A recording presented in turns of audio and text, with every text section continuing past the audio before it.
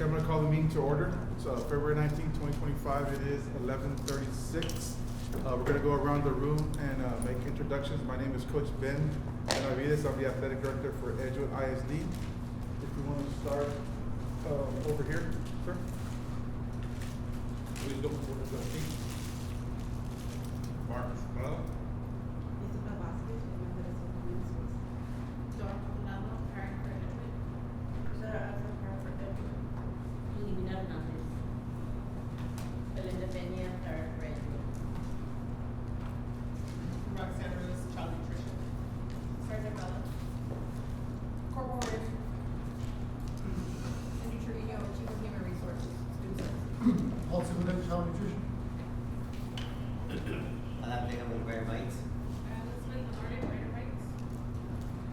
And then we're still waiting on Miss Kara from Seabird.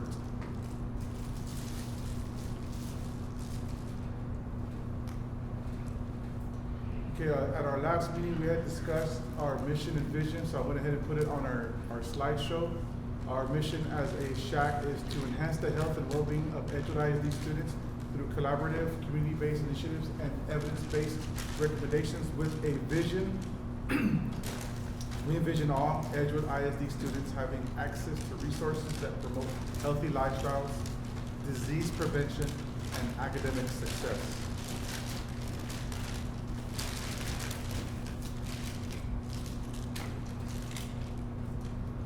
I'm not going to try to read that in Spanish. I had trouble earlier.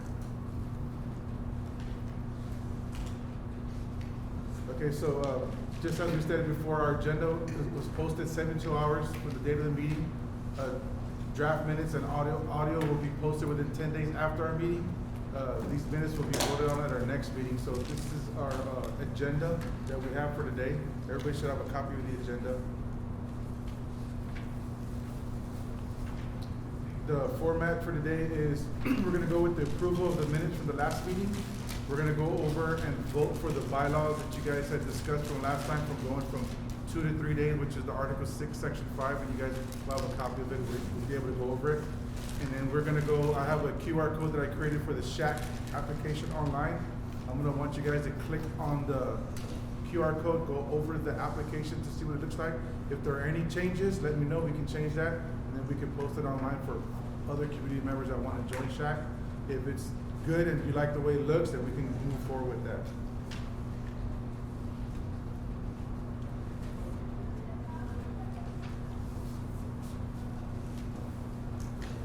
So old business, minutes approval. At this time, we'll review our last meeting minutes. If you can take 5 minutes to review over the minutes that you have in your folder. And then we're gonna need a approval. We're gonna need a first motion, and then we're gonna need a second motion. We're also gonna need your name as you say your motions.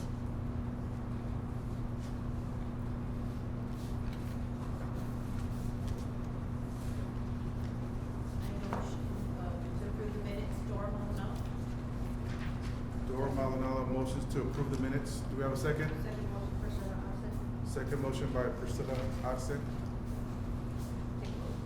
Now you take a vote. All in favor say yea. All opposed?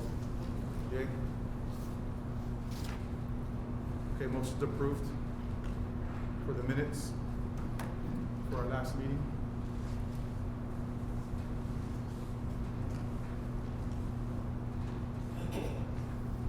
Next on the agenda, we have the bylaws amendment, attendance policy review, Article 6, Section 5. The vote's gonna modify Article 6, Section 5 of our bylaws regarding attendance.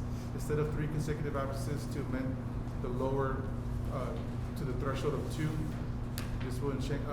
This change will ensure consistent membership engagement. We value your input, determining the fairness and effectiveness of the new policy. Your copy should have, it should look like this for the committee members. And then if you go to the last section for you to vote, it's gonna show you where the deleted item was 3, and it's gonna change to 2.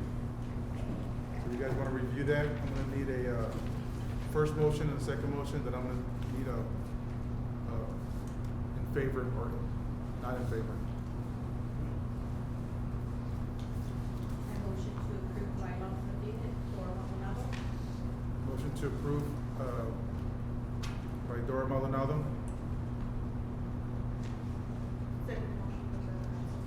Got a second motion by Purcell. All in favor? Say aye. Aye. Anybody opposed? Motion's approved to change the bylaws in Article 6, Section 5 from 3 to 2.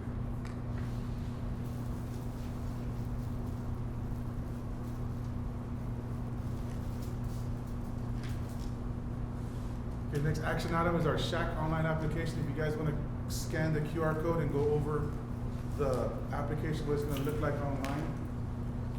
And then let me know if you have any questions on it. It was based on what we looked at the last time for questions.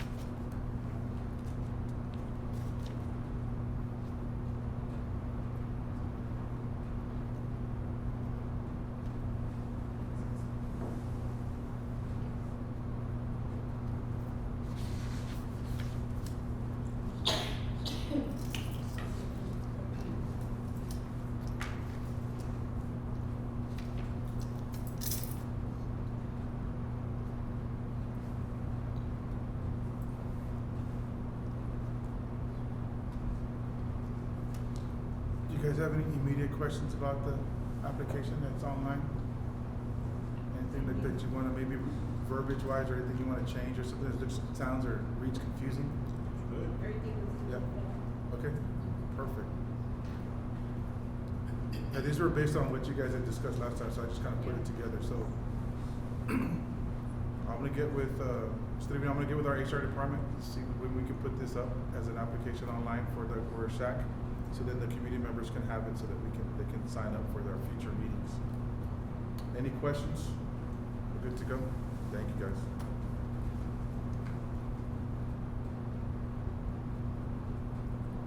Next on our agenda, we have representatives here from Brighter Bikes. I know they've been here a couple of times and haven't had a chance to present, so I know your PowerPoint, so it's not working. Introduce yourself, guys.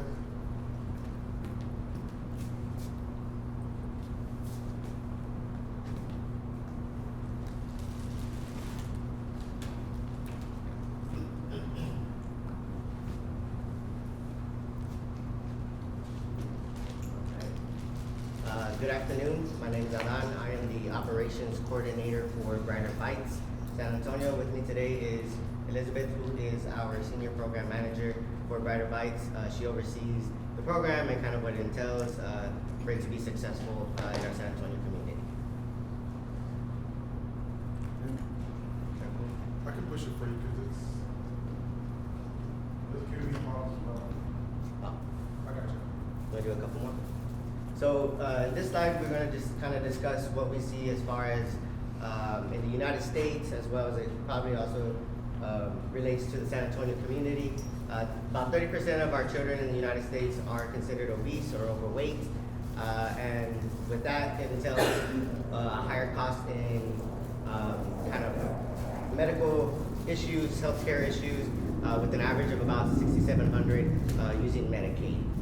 We do believe that it does have to kind of correlate with the amount of fruits and vegetables that they're getting exposed to. And as a total, Brighter Bites does believe that all children should have access to nutritious foods, whether that be fruits and vegetables, but also, some quality protein, things like that.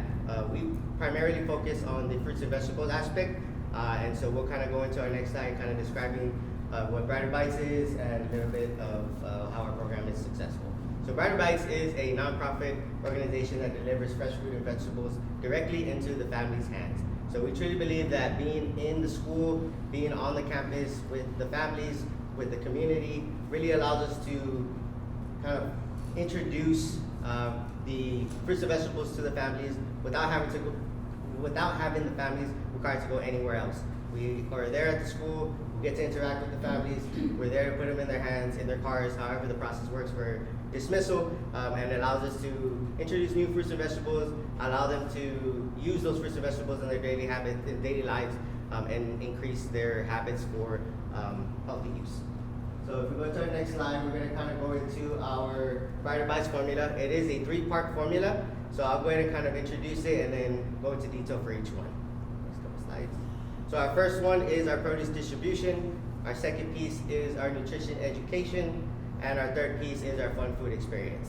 And so we're going to go into our produce distribution on the next slide, where we kind of talk about what our program does at the campus.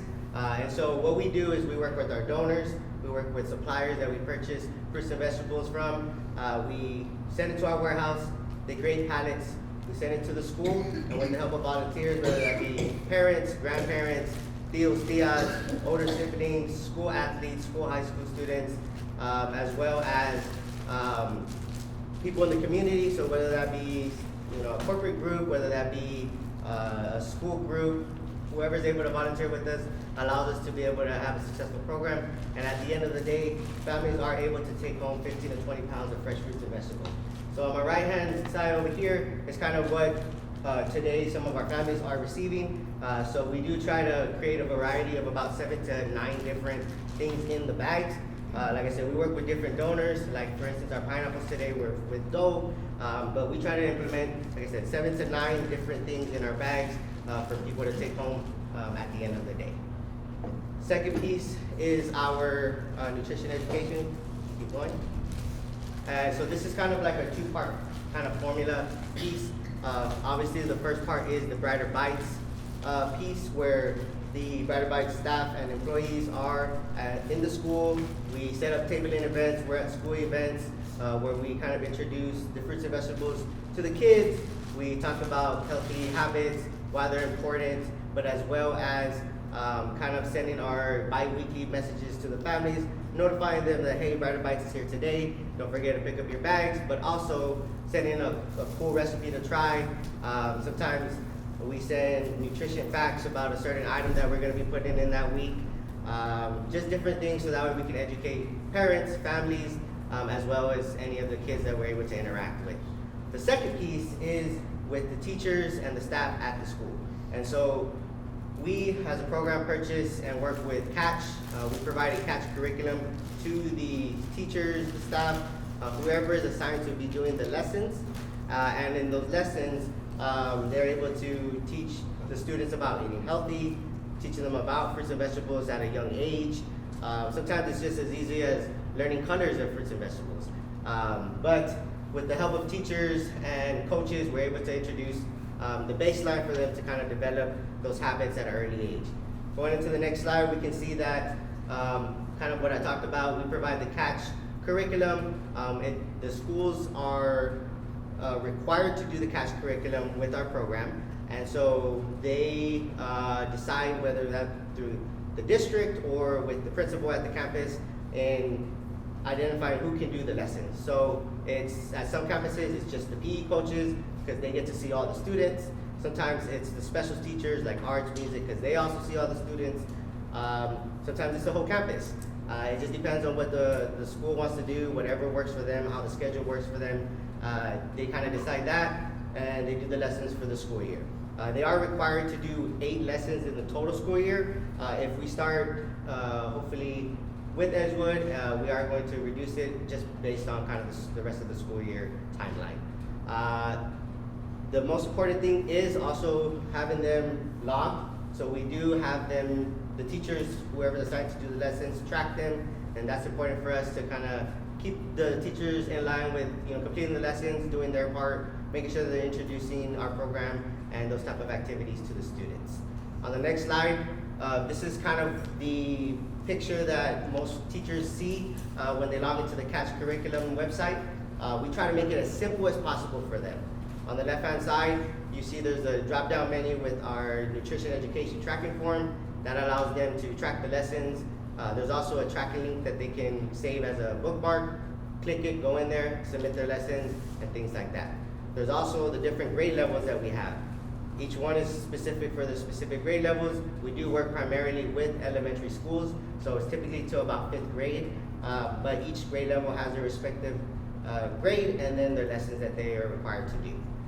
Next slide, if we look at it, that's our online tracking form that allows us to see the teachers track their lessons. Super easy. They just ask them for the date they did it, what lesson they did, how many students they interacted with, and then the super cool thing that we think really allows for the school to do it like together is they can co-teach it together.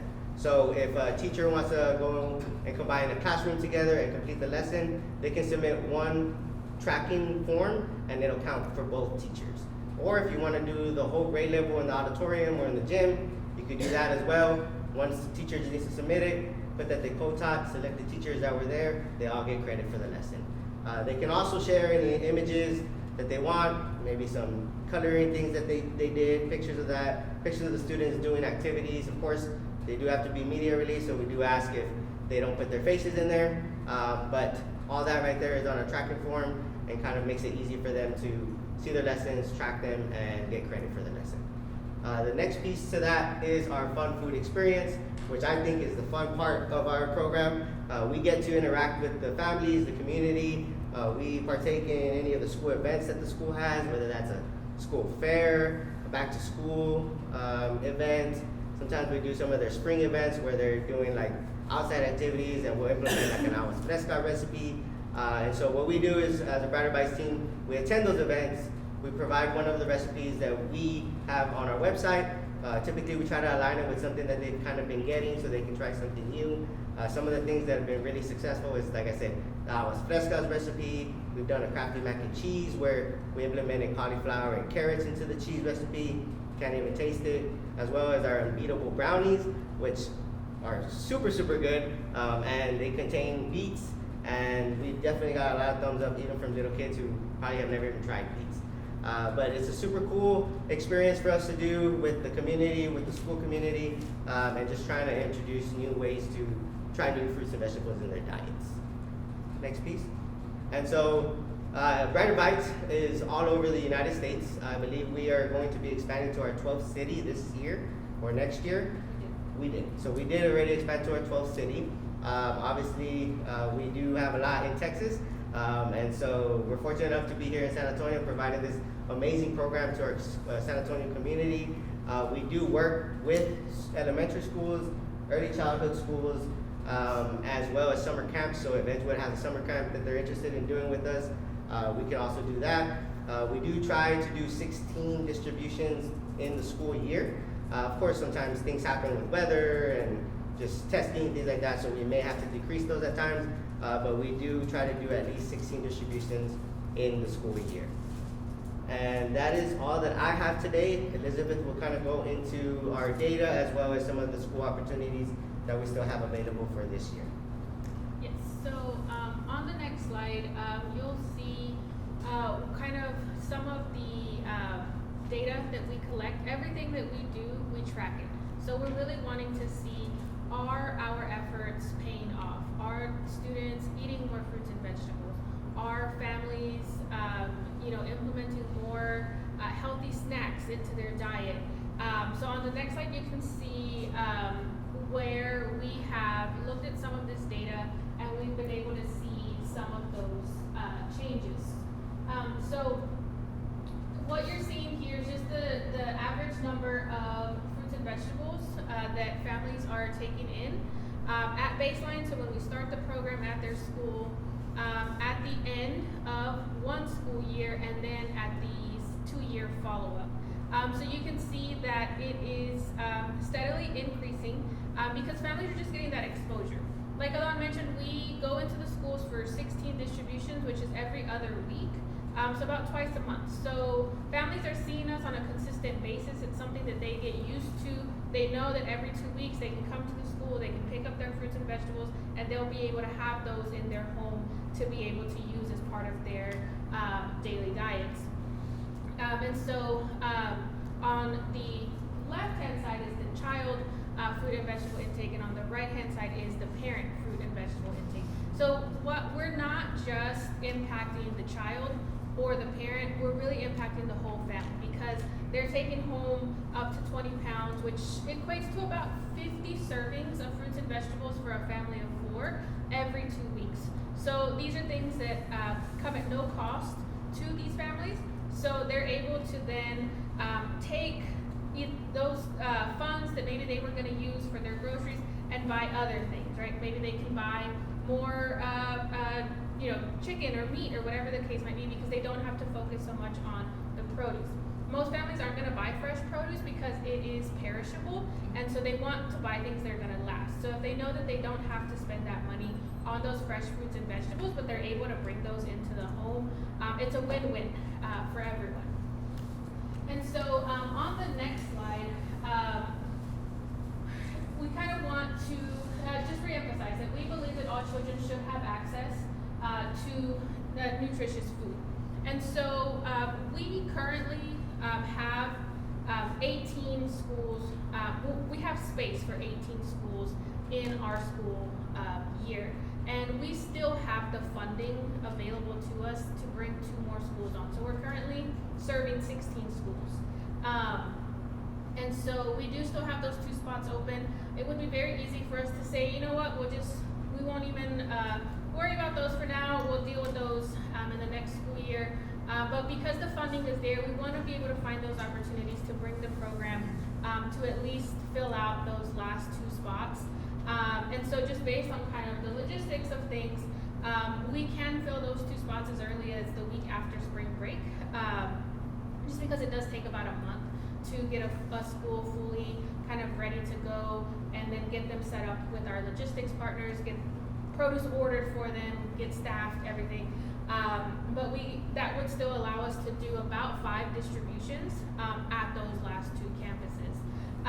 But our program is also meant to be long-term in the sense that we stay at a school for up to 3 years.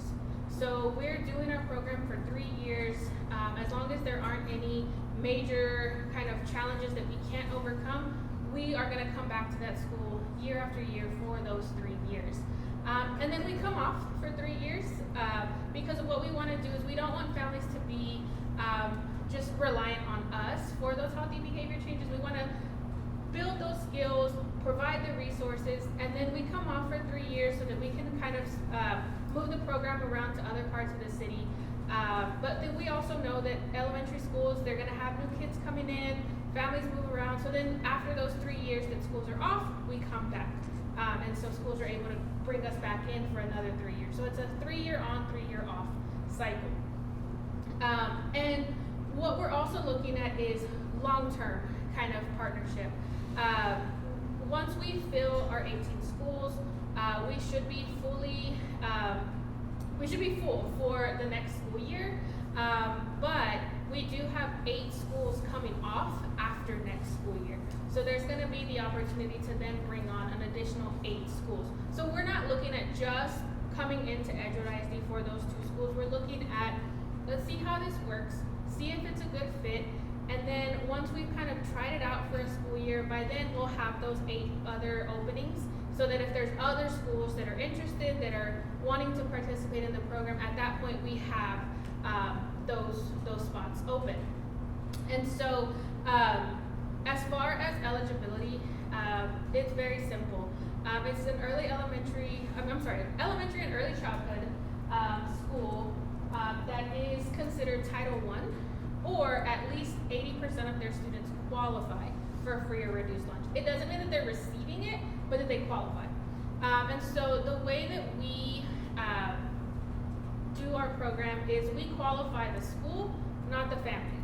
So once the school has qualified for the program, everyone on campus is then eligible to participate. So we're not asking families for income information. We're not asking families to provide any kind of proof of anything. If they have a child enrolled at that school that we've already qualified, then they can participate in the program. It's not a needs-based program in the sense that our goal is to create communities of health through fresh food. And so we want to make it like a community-wide thing. Everyone in the school participates. The teachers are giving them the lessons. The coach is doing lessons in the gym. Everyone's picking up their bags. Teachers take home bags. So it's not seen as like, free food in the sense that you need it, right? So we're trying to take that stigma away from receiving free food as well, and just really focusing on the nutrition aspect of it. Like, we just want kids to eat healthier, and we're providing the resources to do so. And so we make it convenient by being there at the school, and the kids see that everyone is taking their bags home. It's something that the whole school is kind of on board with, as well as when the district also gets involved, seeing that it's something that is supported by the district as well. And so, like I mentioned, our goal overall is to change lives across the country by creating communities of health through fresh food. So I'm happy to answer any questions. I also do have my card if you all want to take it, but this is also my contact information. Yes, ma'am. You said schools. Is it certain schools or the Eisd district is one? So it would be the school, the individual schools. So we have because you said you only have right now like for 2 schools. two right? schools. Yes, So ma'am. it doesn't mean the Eisd district that all those schools or just It would be 2 schools from the Edgewood district, and then, like I mentioned, after this upcoming school year ends, we'll have 8 more spots open, so we could potentially have up to 10 schools in the program. So right now, we are serving this part of San Antonio through one of the charter schools. We're at Jubilee Lakeview, just down the road on Castroville. Last summer, we also worked with the Madonna Center and YWCA. So we've done a little bit of work here on the west side of San Antonio, but we really want to be able to kind of expand our reach. A lot of the schools that we currently serve are on the south side of San Antonio. We also serve as far south as Somerset Eisd, but we're really looking to expand our programming into this part of the city. Yes, ma'am. So once those 8 openings come up, would it be that all the schools, 8 schools in the Edgewood district would be able to? So we would have schools apply. It's an application process, and then our team comes into the school. We talk to the administrators. We kind of see, do they have the logistics in place for the program to be successful? Do we have volunteer support? Do we have a space where we can, bag because everything happens there at the school. So we want to make sure that not only we're a good fit for the school, but the school is a good fit for the program. So once they apply, we'll go in, do our due diligence, and make sure that everything is good to go. But as long as they meet that criteria of Title I or at least 80% free or reduced lunch, then they can go ahead and apply, and then we can go in and then just make sure that it's a good fit. And the funding comes from where? Our funding is, we have several sources of funding. So a big chunk of our money comes from SNAP Ed, which is the nutrition education side of SNAP benefits. So in every state, based on how many SNAP recipients there are in that state, there's this like a pot of money that goes to the state for nutrition education, and then that money is then dispersed to different agencies. And Brighter Bites is one of those agencies that receives SNAP Ed funding. And so then we also get funding from Texas A&M AgriLife. We've also got some grant funding. We were able to start here in San Antonio through a grant from United Healthcare. And so we're constantly looking at different sources of funding. And then like Alan mentioned, a lot of our produce is donated, and then what's not donated, we supplement and we purchase to be able to send home those 15 to 20 pounds. Yes, ma'am. So has anybody already reached out to Edgewood? I have received an email from Garden, I think so, yes, it's an early childhood campus, yes. Mhm. But anybody like, that's, it's part of us as well, but that's more, city, but Mhm. anybody from Edgewood, say like, but Um, I know that I spoke to a school that unfortunately I think closed last year. Winston probably. Winston, yes. Eisd Academy, I think is what it was Yes. called. Its acronym, yes.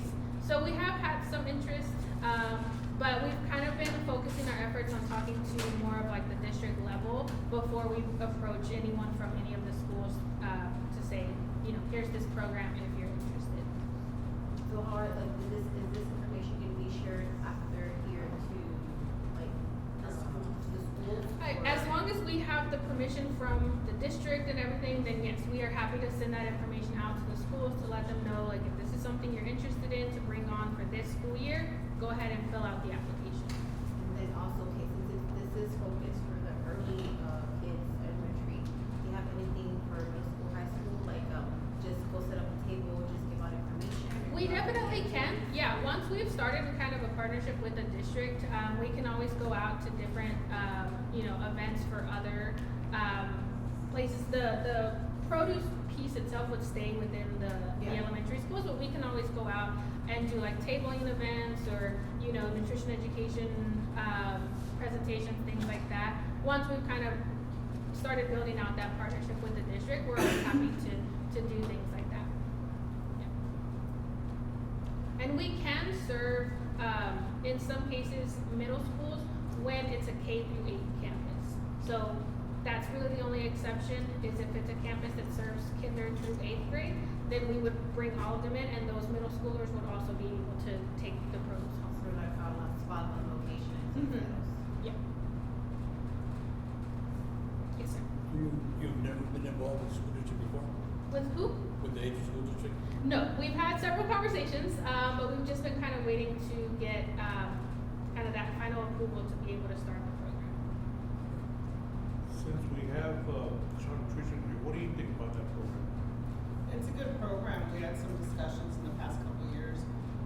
We were offering, I think Vienna Star, which also occupied some class time. And then, fresh fruit and vegetable program under us. We were offering that to the students as well, which also took another chunk of class time. So that was a bit of a concern, to make sure that teachers had sufficient time to also meet with the requirements they had to meet. But, we're not doing fresh fruit and vegetable program this year or next year.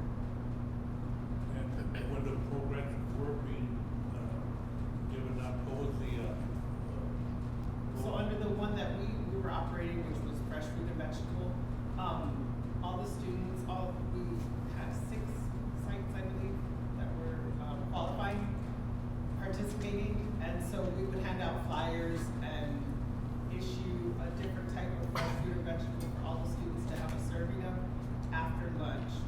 And so it would be delivered to their room, and they would get like watermelon radishes, gooseberries, like items that they had probably not tried before. And so we had some photos of them trying them, sampling them, the faces that they would make. But it was really fun. It was really interesting for them. And we get reimbursement from the state for it. There was no like profit in there or anything, but it was very nice. I would like to do it again. We just have to get staff to get some people trained in it. how did the, students, how did they receive it? How did they? So they would receive The like outcome, little. the outcome, did they? Yeah, they enjoyed it. Yeah, they enjoyed it. And they all learned something because we would compose flyers, kid-friendly flyers for the teachers to review with them. So the teachers had to spend about 20 minutes with them reviewing it, sampling the product, and then giving feedback. And so it was interesting. It was really fun though, for them to try something new. If you've ever seen like candy stripe beets, watermelon radishes, which we found out are a little bit spicy to the kids. And so, but it was a lot of fun to see them trying new things. So do you think we'll be able to get at least these two schools in with them? Oh, it wouldn't be a decision that child nutrition would make. This would be the campus based. Or the campus? Right, yeah, because we can only operate under programs that benefit NSLP or school breakfast program or any of the programs we participate in. So it would be, to the principals? Right, right. If I may clarify, just to clarify, so the process will be here if, the Shac decides this is something that we're interested in. Of course, we would take the information, we would have to meet with school leadership, right, who's over the campuses, and then of course, our academics team, right, to see where it fits in, where we can do the best, right, delivering of instruction so that the students do get that actual information that they need, whether it be through a science class or it be through, their gen ed teacher, the gym, classroom. So just trying to figure out where it's the best suit, right, and then trying to figure out the logistics, right? I think we would need more information on, I believe we need a couple of volunteers because this is what I've heard, is just that the produce are delivered to the school and then the packaging and everything has to happen at the school to be ready, right? So I think just a lot of those logistics that have to be ironed out so that we can make sure that the teachers are still doing what they can do or they need to fulfill the classroom instruction. And then how do we get that support to be able to get that done so that we can fulfill the obligation to get this, items out to the students as well. And then of course, once we get that approval, if it's something that school leadership and academics feel is something, then of course we will take it and get some information to our school board to let them know kind of what's coming. And then how would y'all choose who would be, get picked or chosen? I think when we're looking at that, we would probably, what they've done in the past is there is programs, is they go out and they send a survey to the principals and see who's interested in providing that service. And then from there, y'all would look at raffles and somebody to openings? Correct. Once we can see if there's additional where we're, having that support, and if we know there's a campus that we know the time needs to be focused on academics to kind of get them from whatever accountability rating to another, then those are items that we would look and we would tier the schools to see kind of where they would be able to be serviced. Okay, so once it's done, if we approve it here, then we'll be able to pass it on to the leadership? Right. I believe here was just a discussion Yes, for today. there's a discussion. Not an approval just yet, so it would be something that we would get, I believe, I'm not sure, but I think Mr. Chavez has been kind of in communication. Yes. Is that correct? Okay. Yes. That's our deputy superintendent, right, so he kind of has some information, so we just wanted to make sure we brought it to Shac, get that information, and if it's something we're interested in, then of course we can kind of continue with the process. And how would we get notified if, they got approved through leadership? We could probably pass it on to Mr. Benavides to let y'all know, and then of course, taking it to our board, to make sure that they, kind of are aware of everything that's happening in the district, normally how it happens. So after the meeting, I'm gonna, obviously with the information we got, I'm gonna meet with Mr. Chavez and see, okay, so what are the next steps forward? Same thing with the next president, I gotta go to Mr. Chavez, deputy, and find Yeah. out what the next steps before we can move forward with anything. But at least it's discussed, you guys are aware about it, so when it comes to your table or you guys are able to read it, you guys can say, okay, so we know exactly what this is about. Coach already spoke to Mr. Chavez, this is the next steps moving forward. Well, I think this is a program that we should really be interested in, especially at the earliest level, early childhood, first, second grade, because this is like a learn kind of a thing, you know what I mean? It's easy for you to eat bad, and it's hard for you to learn to eat right, because we're used to chips, stuff like that. So if we could teach the kids at an early age and get them, especially the parents. And one thing about participation from the parents, pre-kinder, kinder, first, second, third, all the way to the fifth grade, parents are willing to do anything for the students. Once you get into the sixth, seventh, eighth grade, that's when it starts to taper off.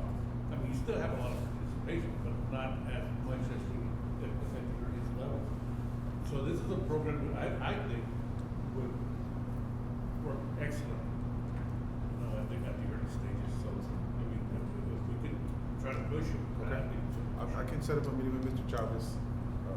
I know he's at another meeting today, So I'll get with him and I'll keep you guys posted, you know, via emails. Yeah, ultimately, it is up to the principal and the school staff, and they truly think it's something that would work for their school. All the elementary schools here at early childhood in the district is eligible. So, yeah, however y'all want to process like the tiered system and kind of deciding that, whoever says yes, I mean, the first person that says yes is going to get the first dibs, and then we go ahead and, you know, go do our site visit, do our logistics thing.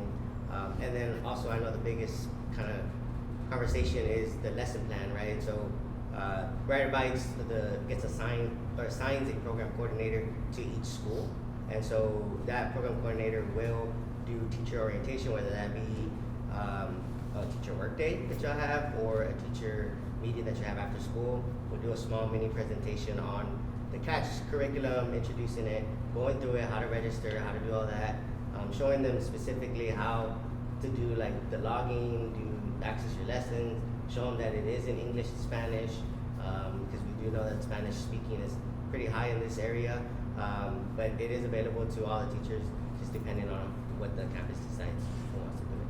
Question on that, and I would, this is more of a suggestion, or maybe it is possible, because I know some of them have strong volunteer parents. Is there any way that instead of taking time from the teachers, because they already have something to do, to train a parent that's willing to do all those lessons and update while, you know, being there to help the teacher, but them actually put the information, the teacher just there watching the kids. Are they able to do that, or?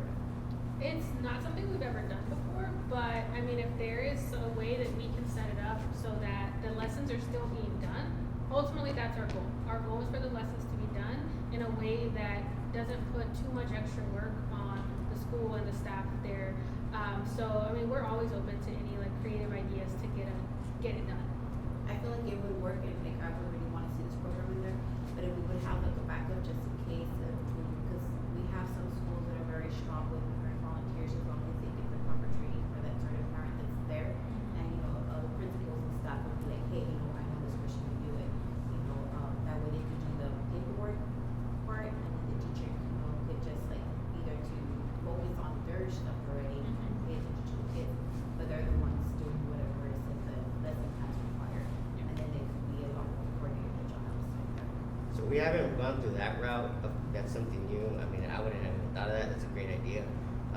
But I know, like Elizabeth said, we're really trying to make it like a community thing, Yeah. right? And so obviously getting the teachers engaged with that, they are also eligible if they're teaching lessons to take home sets of bags, right? And so that's kind of like the trade-off if they were able to do the lessons. If they don't do the lessons, unfortunately, they're not able to volunteer, then they wouldn't be able to.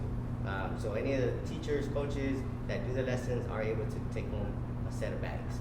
So it kind of just piles on and just kind of creating that whole community. The kids see the teachers take bags, they want to take their bags, things like that. So And it's more because, you know, like right now, Yeah. it's getting harder one to get teachers to Yeah. stay with it, and not just that, but the board, and sometimes it's like, oh, something like that. I mean, of course, like like I said, each school has like sometimes have like a good parent volunteer, and then of course the teacher will still engage and stuff, like do the volunteer part of, you know, separating and giving out the bags, but, you know, just when it comes to the point where you know what, maybe that could be like a B, you know, you have A doesn't work out, you have a backup. Yeah. And kind of to Alon's point, one of the things that Brighter Bites does in our research is we also do a teacher survey at the end of every year. And one of the things that teachers have expressed is high rates of food insecurity at their level. And so, you know, just being able to also benefit from taking home the fresh fruits and vegetables every 2 weeks has also been something that they've appreciated a lot. My own sister is a teacher in Dallas Eisd, where we also have a program, and so she was getting the bags as well. And so just being able to have kind of that additional resource available to them, and the trade-off is that 20. And I don't know if we mentioned what the actual lesson investment is. It's one 20-minute lesson per month. That's it. So essentially, just one. Yeah, just one lesson per month. Shouldn't they be integrated into the motor skills class? I mean, they take PE every day. yeah, it's totally up to how the campus wants to do it. I've been the officer. Yes, sir. I know I've asked you before, I can't remember, the distribution. Mm-hmm. How much do the bags cost? About $15. 15 to 20 pounds. Okay. The bags today were very heavy. Like for the pre-Ks and stuff, did you say y'all assist with that? We assist with all, so our team is on the campus from the Some time that the weigh produce 20 pounds. arrives. Yeah, from the time that the produce arrives to the time that the produce leaves the door. And so we work within the school's dismissal system. So if they're a car line school, then we work within the system to make sure that as kids are going out, bags are going out. So we're not disrupting that. If it's a school where a lot of parents walk up to pick up the schools, like the pre-K kids, we've got bags ready for them there. If it's 3 different dismissal points, we've got bags at every single point. So our goal is to disrupt dismissal as little as possible, because we know schools want to get the kids out the door quickly and efficiently, and so we try and kind of incorporate our process into their process. So it looks different at every campus. Yeah, we definitely don't wanna give these bags to pre-K. No. That's off the table, and we're not doing that. It's really honestly to the parents or in their car, depending on how the dismissal works for the campus. We just kind of tailor it to however they want us to do it, to be honest.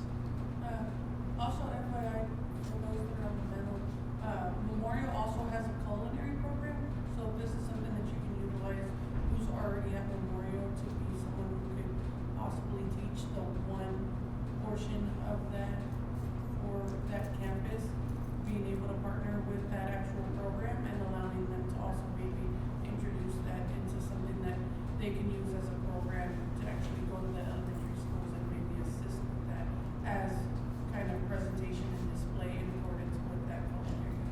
And it would work great with the teacher, so they both do it, culinary and the teachers, that would be great for them as far as the lady that took it back on us, they get to graduate. Yeah. Yeah, maybe that would be another, a seat, Yeah. A, B, C. Whatever kind of plan that kind of works for y'all, I mean. For those who we're- others to wait, we're I would open. like, I'm pretty sure everybody agrees, we wanna see that here in the district. That's definitely something I think we should really, really look at. And we always welcome, you know, the high school students if they're ever looking for volunteer hours to come to the campuses if that aligns with their schedule somehow. We've had high school student sports teams come. So one week it's the volleyball team on the off season, or if it's the softball team, whatever it is, if they're able to come. ROTC, culinary, if that's possible, if they can come. We don't ask for that. It's only if it's allowed, and you know, timing kind of. And I'm pretty sure they can, because they organize it for us, we have National Honor Society, and all these kids need hours, so I'm pretty sure it won't be a problem for athletics or any student that needs hours, like, as long as everything gets, going through the system and gets approved and stuff, but volunteer wise, I feel like, you're right with the students that need the hours, will be here. Parents can come, we'll have them, hey, y'all need so many hours for this month, just set up this day, as long as everything's ahead of time and coordinated with whoever is gonna be able to help, that would be great too. Yeah, and one of the things that we also try and ensure is that everyone on campus who wants to participate can participate. So if they're in the after-school program, we'll work with the after-school program to leave bags with them, kind of coordinate with their after-school coordinator, and they can get their bags out. Unfortunately, we're not able to send bags home on the bus, just because it's a liability thing, especially if they're like, you got a big old head of cabbage rolling around the bus. It's probably not a good idea. But we do have funding through a grant that allows us to utilize DoorDash. And so for those families that really want to participate in the program, our bus riders, they can't find any other way to get the bags. We will set them up for a DoorDash delivery and have those bags delivered directly to their front door. So we're trying to eliminate as many barriers as possible for families to participate. So we try and find those solutions, identify if there's a family that needs that DoorDash delivery, or if they need their bags left at the after-school program, or if the front office is going to hold it and someone's going to pick it up the next day. We'll work with each school to kind of work under those circumstances as far as what that school needs. Because what we don't want to do is have to tell a family, you can't participate in the program, because we want everyone who wants the program to be able to sign up for it. Thank you. Thank you. Just one other suggestion, I work under UT Health, and, for help, we always get interns to help in the different projects that we have. And they need to put in hours, and there's, now when the UT Health is combining with UTSA, there are interns also, that come in and work on different projects to be part of that, and especially those that are under the nutritional, Yeah. programs that they No, for sure. I actually oversee our internship program with Brighter Bites. So So this semester we do have 3 UTSA students. We've had interns for the past 3 semesters, but if you're ever looking for like an internship, I know they do have to do some for their public health degree plan. They definitely can apply and do our internship program. It's per semester, but also if they're just looking for volunteer hours, whether that's through UTSA, UIW, UT Health, they can also come as long as they get the clearance to be able to step onto the campus and do things like that. So, but we're always looking for interns. Is that something that you want to share? Elizabeth has always been available to go present to your campus, your class, wherever you have interns, and you know, if we want to do a tabling event, we can definitely do that as well and kind of introduce that program to them. Awesome. Thank y'all. Thank you, appreciate it.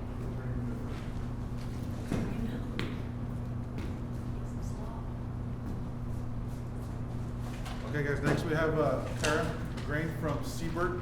You guys had already talked, we had a discussion about this before. This is going to be the second discussion and proposal. I just passed these around. You guys already got them, but I'm giving them to you. But I didn't bring Smarties this time. I know, I'm really sorry. I'm glad to be with you all again today. Thank you for having me, and thanks to Coach Benavides and Joe Hinojosa and the chief staff for working with us over the past about 9 months on having this discussion about concussions and TBI and creating services and programs here in your school community. So I'm gonna do, you know, last time I had like 3 minutes. Remember I talked really fast, and I can talk really fast again. But I want to take a moment to just do a high-level review of why this conversation about creating what were called vast brain injury education support teams in your district are really important, because across the nation, but especially here in Texas and South Texas in football, right? Like, you know, getting your bell rung, yeah, man, you got his bell rung. Like, that's a thing, but really, the fact of the matter is that is a brain injury, right? Concussion is a brain injury. So this is who we are, and so TBI SOS for Kids is the project here in San Antonio. We got money from the Toyota Way Forward Fund to create some programs, take some projects that the University of Oregon has been developing over the past 26 years and try to deploy them here in Texas. So the Center on Brain Injury Research and Training is out of the University of Oregon. So funny because I'm not a monster football person, whatever, but like when the Mighty Ducks were in the playoffs, I was like, oh yeah, I work for them. Yeah, I work for them. Right. I don't even have a T-shirt, but yes. So ouch, right? So if you look at these images, we look at how our children fall and hit their heads. The one up in the upper thing with a big egg, you know, how many times do we see kids with those? How many times have our children had those big monster eggs on their head? And we're like, oh, pobrecito, you know, whatever, but we don't think much of it. But the fact of the matter is that could be a concussion, or it could be a brain injury, which will impede their development. And then, of course, as we go through, you know, our cheerleading, our dance mishaps, our smacking of heads at soccer matches, going up for head balls. I have like 3 scars on my eyebrows. I played competitive soccer all through college and up until the pandemic.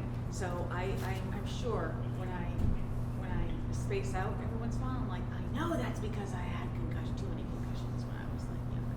But whether it's ATVs, football, car accidents, or, you know, we often talk or think about our athletes, particularly our football players. Well, I'm really thinking about those things that happen, again, on ATVs, out at the lake or out at the beach, and our skateboarders or our BMX guys, you know what I mean? Like, they're really big opportunities for concussions and brain injuries. And of course, wearing a helmet's cool. What you just said when you were talking about like how it's easy to teach, easy, air quote, to teach good habits about healthy eating when children are younger, but then by the time they get older, I think you said like 5th grade or so, like, you know, then it's much more difficult. So when it comes to wearing like helmets, right, I have been doing, I think I've done about 2,000 children. I have another 700 in another school district, doing like quick sessions on why it's important to wear your helmet and what a brain injury is and that kind of thing for like pre-K through 5th. And it's funny because the pre-K through like third graders, I have a panda bear and he has a bike helmet on. I'm like, why is he wearing his helmet? Like, to be safe. I'm like, yeah. I'm like, so why does he have it on? Like, to be safe. And then you know, little kids, they're like, oh, and then he needs his knee pads and he needs his elbow pads. And his blah, blah, blah. I'm like, okay, but why do you wear that helmet? And it's funny because they don't really know. They don't understand. So they know that they need to wear the helmet to be safe, but we're not really having the conversation about what you're protecting your head and your brain from when you are being safe and wearing that helmet. And by the time 5th grade comes along, they're like, yeah, no, we don't wear our helmets. You know, they're too cool for that. So, but when we look at the brain, brains are beautiful and amazing, even though they're smushy and gross. But they form over 1 million neural connections every second. And all these things are critical for developing their communication, problem solving, empathy. When we look at the world today, empathy, big thing. We want to make sure people have a lot of empathy and self-control. And we're going to come back to the brain in a minute. So, but what is a concussion? A concussion is a mild traumatic brain injury. We don't think that TBI, we think of our wounded warriors, right? We think of big car wrecks. We think of Jeff Davis Law Firm. We think of all these things, but we aren't thinking about a concussion as a brain injury. And what it is of course, a bump, a blow, a jolt to the head, but it's also when the body is jolted. Though the head may not be hit, that the body is struck, again, like our sports injuries or car accidents. Maybe your head doesn't hit the steering wheel, but your body is jolting back and forth, and then your brain is going, because it isn't like locked tight in there, right? It's kind of a nebulous thing in there, and it's smacking to the front of the forehead and back and forth, and that is what is causing that brain damage. So I won't link this video, but what you guys will have this. I'll send it to a coach to send to y'all. But statistics show that children and youth have higher risk of sustaining brain injury. In the event of such injuries, although the kid appears to be okay, there might be some effects that go unnoticed, right? And so when we think of that, this video shows like the construction of a building, and so that everything's fine, all the piers and beams and fine. But if there's a little bit of damage in a certain part in age and development, then the structure isn't as sound, and that's the same thing for our brains. Of course, these brain injuries affect all of these cognition, memory, learning. We talked about that. These are just for you all the kinds of brain injuries that there are, but mostly I want to talk about concussion. And here's what's most important is we have this discussion about why we want to try to be more aware and create these brain injury support teams in Edgewood ISD is because we don't really understand how many kids are walking around with this, right? So when it comes to the development of the brain, I showed the brain earlier, that prefrontal cortex, that is that part that when it comes to concussions and traumatic brain injuries, particularly in our sports, auto, the places where young people are getting hurt and injured, is that, again, that brain is smacking up against the skull, inside, back, and forth. And that when we think about, I always joke, like, oh my God, you know, when kids are behaving or like that kind of thing, that, oh, well, he's lethargic, or a lot of the signs and symptoms of concussion and brain injury, they're the same as like being a teenager, right? And so you think like, oh, but the brain isn't fully developed or matured until 25 years of age, right? So that anything that we are damaging in that prefrontal cortex affects how we perceive things, it affects how we communicate, it affects our personality. Like this is the prefrontal cortex is the personality center of our brain, and that's what makes us uniquely human. It's how we get information from the world, both from our experiences, what we're seeing, what we're hearing, what we're feeling. We take that all in, and it is in that prefrontal cortex that all that stuff gets processed that tells us how to react to something or how to respond to something. And if there's damage there, then obviously that affects how we move through the world. I think in this, the traumatic brain injury is a disease unto itself. There are biochemical changes. People don't necessarily understand that when it comes to a concussion, or a traumatic brain injury, that can also, it's not just the brain that's affected, there are physiological things that happen. So someone's respirations, how they breathe, those things all completely are affected, because when you think about it, the brain, it's like that whole center of everything, right? Everything that the body does, you're calling on your brain to do it, right? And the brain makes those decisions for us. And in this, I think what's important also to remember is that unlike bone and muscle, neurons in the brain, they don't mend themselves, right? So we have to form new neural pathways. My husband had a stroke, and having to, those neurons don't, they don't regenerate, but having to reteach ways around the damaged part of the brain in order to do tasks that may seem pretty simple. So those are the things that we have to keep remembering about why paying attention to brain injury is so important. Thinking, remembering, sleeping, emotional, these are the self-reported symptoms. Important to rest and monitor, and the symptoms can be sneaky, and sleep and recovery is really important. When I think about the phones, right, the iPhones or the watches or the iPads, when you think about when you want a child to be silent or still, you give them a phone, right? Or you give them an iPad. But when it comes to concussion or a brain injury, that is all calling on the brain to do work. We don't think that it is, but the light and the stimulus are causing a problem. And so it's called mental rest. So it isn't just about sleeping or resting, it's also about giving your brain that rest and that time to be silent and be still. Get help right away. So I wanted to, I'm not sure how much I'm like rushing, but this is why it matters, right? So when we talk about creating these brain injury education support teams, we've met with Coach and Joe and a number of people in the district having the conversation about why, first of all, Edgewood is awesome and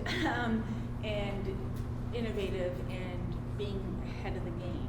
When you look at the data or the information from the Center for Disease Control or the National Institute of Health or anybody that is researching or examining health or health trends, the number of concussions that are unreported or underreported is staggering, right? We don't know what we don't know, so I can't give you that statistic. However, what I do know is that when I run the numbers, that if you look at the number of students in Edgewood, 8,177, 4 high schools, 3 middle schools, 15 elementary schools, that based on the CDC data, there could be anywhere from 262 to 556 kiddos in your school every day that have a concussion, and we're not making accommodations for them. We're not making sure that they're able to rest their brain or have extra time or do those things. If we think about it, that if somebody broke their leg at a football match, right, or skateboarding or in a car accident, they would come into school and they would have,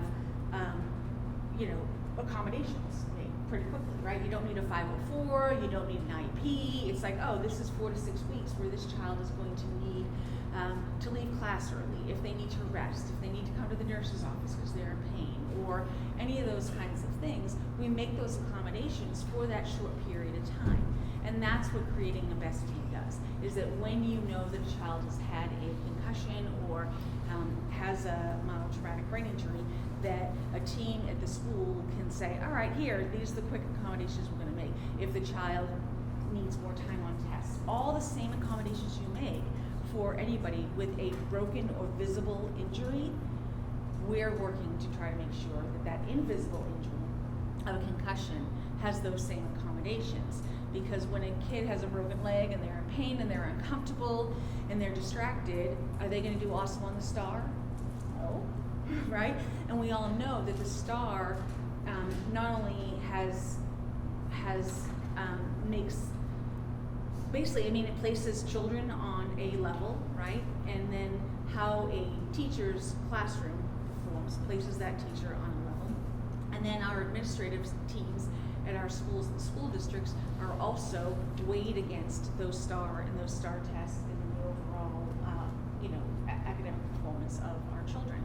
And that also affects funding and other important things when it comes to our schools and our school district. So if we have anywhere from 200 to almost 600 kids in our schools, in all, looking at all the lovely names of the schools around the top banner here, and if you have that amount of children who are not ready to learn or to test, but yet our schools, they as individuals, our teachers and our administration in our districts are being judged against that standard.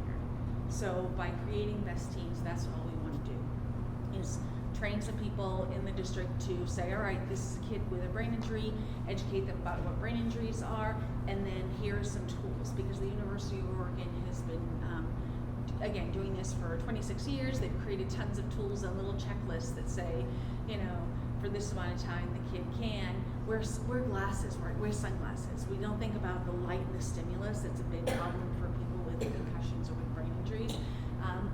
We were talking to one of the school districts, and they had a brand new school, and the school was like, I want to go to the school because it sounds pretty, but it's like mostly glass, right?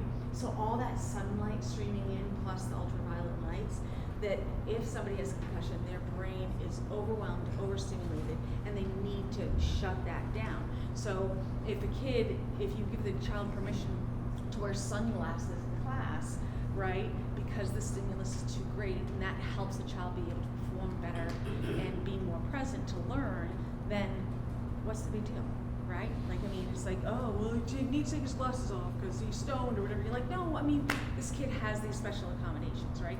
And so how do we do that? Because the majority of kids will never need a 504 or an IEP or advanced special education services, which again cost our districts and our schools money and resources. So by having this intermediate temporary group that looks at these kiddos and says, all right, let's let Johnny wear glasses, and then when we get a report from the doctor in 3 weeks, see how he's doing, if he needs to take extra time on tests, any of those kinds of things. That's really how we can make sure. And it's so important because in addition to all the other things that I've said, that academic failure, low self-esteem, loss of social connections, depression, all of these things, that if a kid already has ADHD or anxiety or has depression, once a child has a concussion or brain injury, those things are amplified. They are worsened, right? So when you look at all the kids out there that have some of these mild things that are fine, that are managed well, and they're performing, then they have a concussion, and that just gets 10 times worse, right? And how does that affect how the child's self-esteem, their academic progress, the school, the district, the teacher, those are all things. And then when we look at our community, right? So my husband grew up in South San, and he was a teacher in Harlandale for about 25 years. So when I look at Edgewood and districts like that are these small but mighty communities that really do care about the children and care about the people, and you're growing future citizens, right? You're growing future people you're going to employ. You're growing people who are going to continue to contribute and give back to your Edgewood community. And so if we aren't paying attention to what seems like, oh, kids are resilient, he got his bell rung, it's not a big deal, he needs to sleep for a day, right? And I see our deputy, I don't know how to call you, right, shaking heads, because that's not the case. And I'm not saying to overreact to every bump or noggin knock, right? But we need to pay attention. It has profound effects on the human, on our academic setting, and on our community.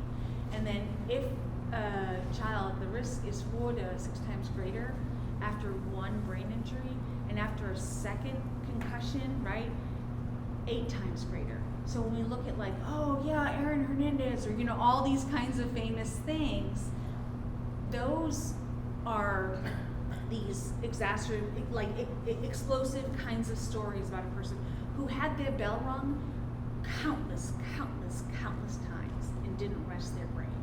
If we can create these teams where we just say, let the kid rest, they can be off school, we'll make those accommodations like we do for a broken leg for 2 to 4 weeks.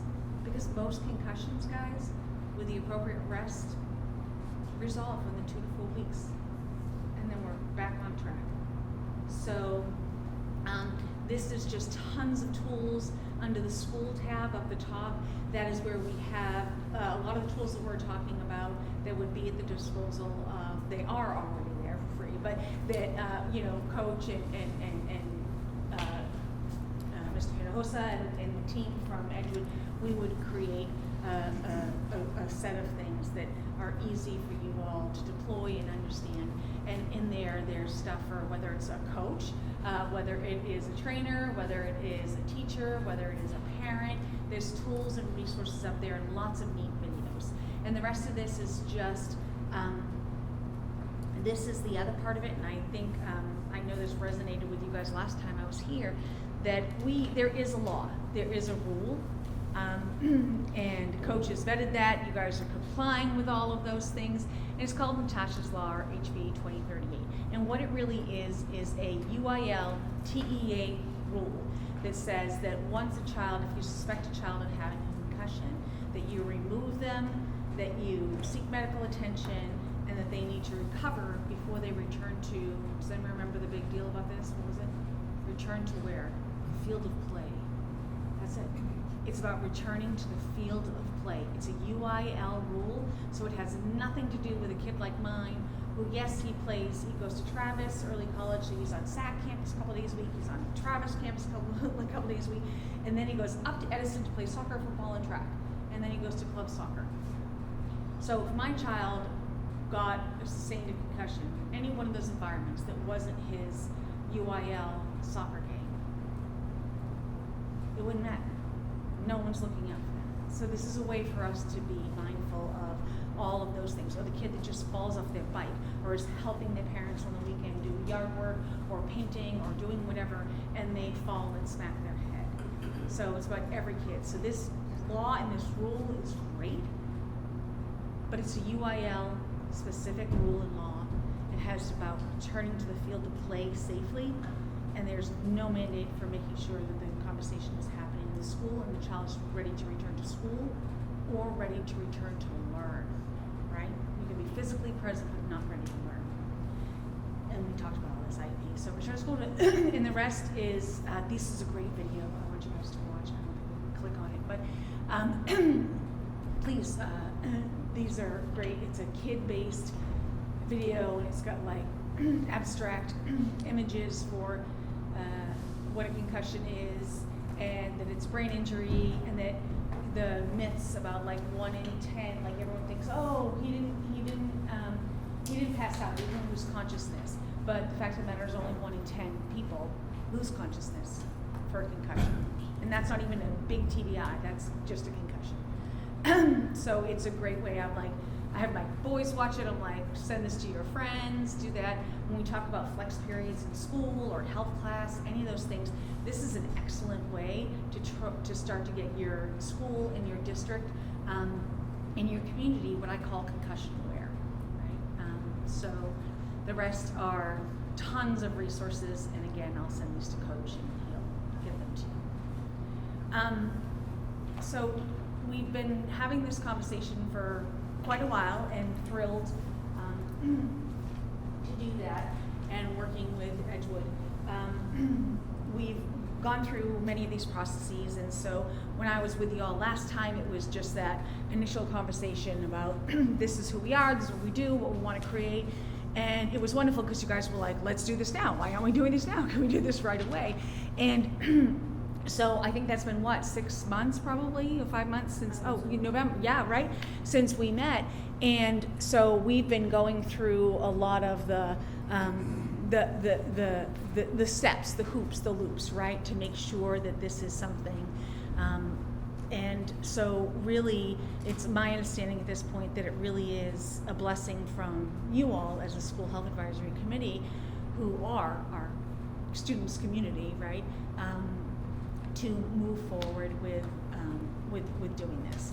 And so I don't know what the process is, but we've done a lot of all the due diligence that we have made, and it really is about how do we move forward to start to create this, so that I think it was you who were like, why aren't we doing this right now? Why can't we start this tomorrow, kind of thing. I'm like, okay, great, but we want to create that team, right? My hope is that someone from this group would be, you were talking about volunteer parents and really invested, someone from your district as a parent. So like, it would really, the next steps are working with coach and the admin and creating like a team of 3 or 4 people that are this team that say, all right, this is how we want to make our community and how we want to make our district concussion aware, and how we create this team. And so what questions, thoughts, comments? You guys are so quiet. I thought last time it was because it was nighttime and we were tired after the day.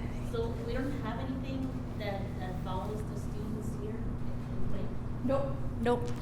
So all that exists is, and again, Coach has vetted that UIL, Natasha's law, it's the return to play rule, and UIs are in full compliance with that. And again, that's about, I hate going back to football, but we all know, trust me guys, we all know this, right? Like, I go to my son's Edison football games, and then I go to soccer games. It's dangerous. I keep going back and getting snacks at the soccer games because the concession line is so short. There's nobody at the soccer matches. But at football, you can't get through the concession line, right? So that's why we keep going back to that space. But it happens at jobs, at work, slip and falls at Bill Miller's. My son smacked his head when he was working at Bill Miller's, that kind of thing. That there's nothing. And very few people are aware of how really serious a concussion is, and it's just a short period of time. Just like that broken leg, you don't get up and keep walking on the broken leg, right? You don't irritate it, you don't keep poking at it. It's the same thing with our brains. And when I looked at, I was doing something for a Region 20 group the other day and going through the TEA and all of the rules and laws, and there's all of these conflicting expectations, and we understand that in this day and age with school funding in this state. I get it, guys, it's scary. But if we can really do something quite simple, again, same accommodations you make for a broken leg, for a few weeks, how do we do that? So how do you get funded? We have funding from the Toyota Way Forward grant, and so that's the thing. This doesn't cost a district anything except for some human capital and time. We have all the tools. We develop all the tools. I walk hand in hand with a school that says, all right, how are we going to create this team? What do you want to be? I'm there to troubleshoot, pivot, and the best thing is that this is something that. It's, the term meet people where they are, right? Sociologically, or when you're doing casework or medical work or whatever. And that's all this is like, where's this school district? How do we want to make sure that our kids are safe, and we're paying attention to that? And everybody in the school, all the teachers and the lunch lady, everybody knows that this kid needs a little help for the next 2 to 4 weeks. And so it doesn't cost anything, and any tools or support is provided by us through our grant, just totally for nada. Can I clarify? Oh, sure.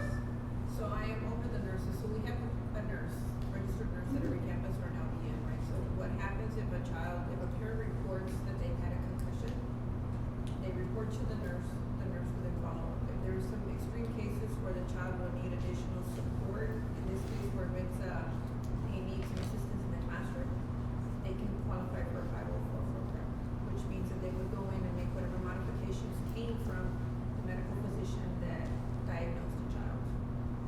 And those were items that we can follow up. This would be something that in case it happens here on the campus and the child maybe did not receive any outside treatment.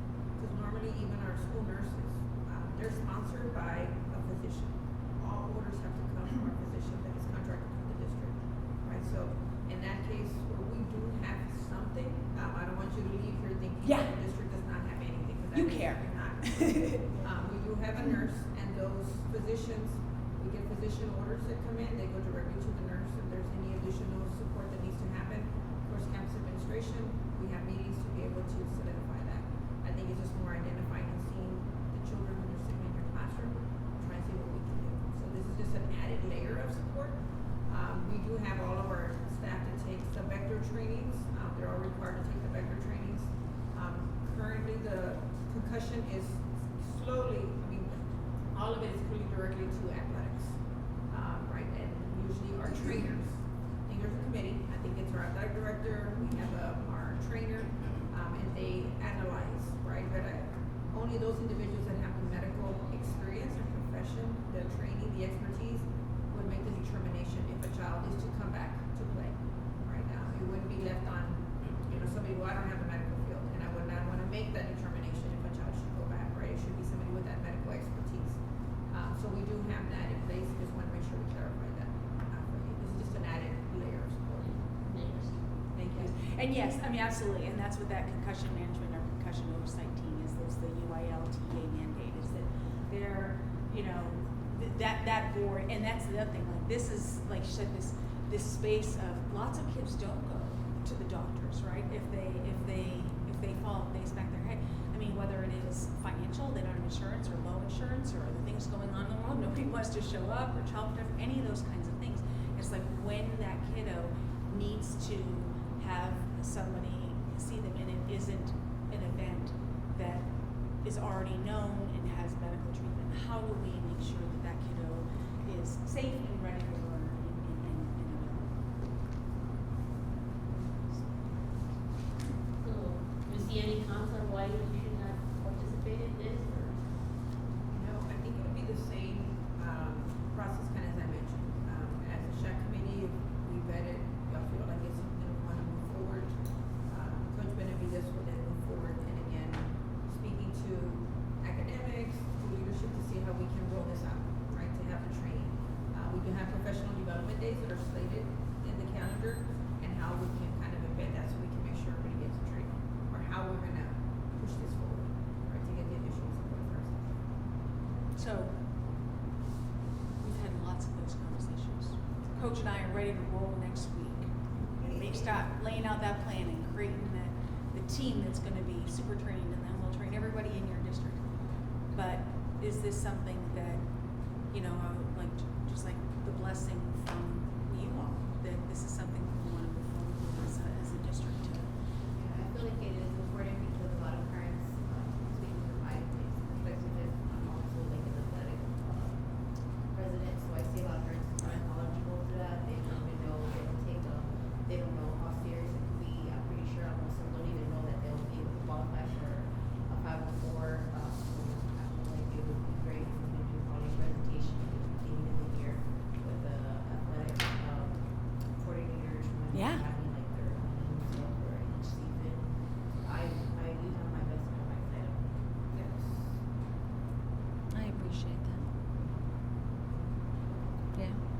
And it's so true. I think that's why even when I started in this role, again, I'm from Boston, but I've been in San Antonio for 31 years, right? So even though this is Oregon, I'm the person who's been working with children with special health care needs and special needs for 13 years in this community, and really invested in that. And knowing that if we can help create a community that is like, I'm adding another layer with, didn't even tell the team in Oregon, like a concussion aware school, a concussion aware community, because people think, you hear TBI, you're thinking about the catastrophic thing that happens. We're not saying concussion / mild traumatic brain injury. That's what it is. And to create that community where peers are looking out for peers, like in that video I said I want you guys to watch, like it's like, and if you don't feel well, don't go back to play because it could hurt you. It could hurt you, and it can hurt your team. Like it's a nice way of saying, like if you're not at your best on your field, you could hurt the team as well as and yourself. So like it's just creating that community where we're attentive, or if a kiddo is in our classroom that is not a UIL athlete, right? And they're not themselves. How do we have this little checklist that the nurse can go through and say, yeah, and do that. And even our 504s are awesome, they're great. Those can take weeks and weeks to develop. By then, a concussion would be resolved. This is just that placeholder for making sure the kid's ready to be present, to learn, and be safe, so that a secondary or third or fourth injury doesn't happen, and then it becomes catastrophic. So, moving forward, I'm gonna meet with Mr. Chavez as soon as I can about Friday Bites and Seabird. I'm gonna try to have an answer for you by Monday, if not later on next week, to try to figure out like how we gotta go forward immediately to do what we wanna do, especially as you guys as a Shac committee. So I'll let you guys know hopefully by early next week. I gotta meet like Mr. Lee said, we gotta meet with the proper channels again. But I'll let you guys know as soon as I hear something. I'm gonna keep you guys notified. I'll let Ms. Maldonado and Ms. Addison know. I'll call them up and then I'll just email everybody with the rest of the information. Thank you, guys. Thank you.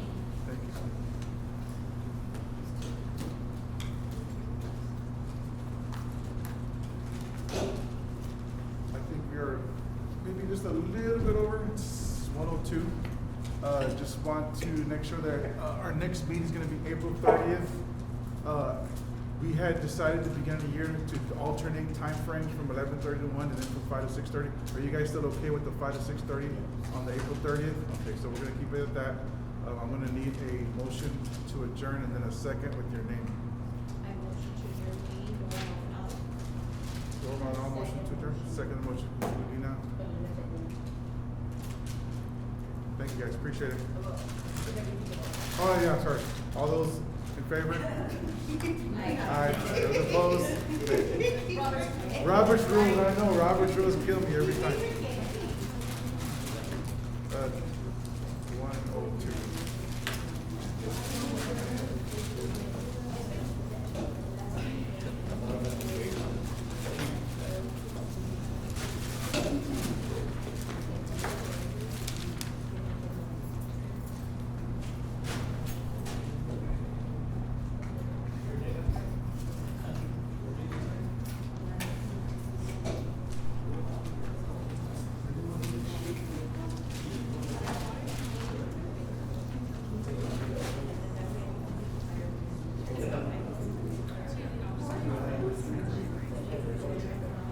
Thank you so much.